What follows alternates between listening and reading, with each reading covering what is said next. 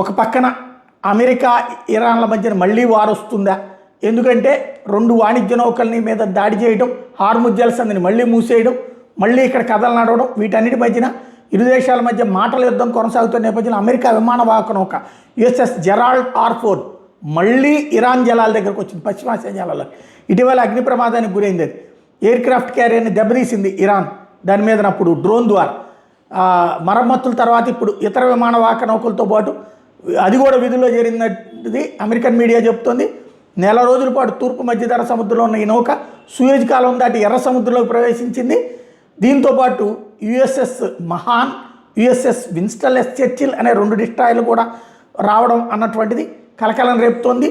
ఓ పక్కన మొక్తజా ఖొమైనీ పేరుతో అమెరికాకి వార్నింగ్ ఇచ్చి మళ్ళీ యుద్ధం చేస్తామని చెప్తున్నటువంటి సందర్భంలో జరిగినటువంటి వ్యవహారం.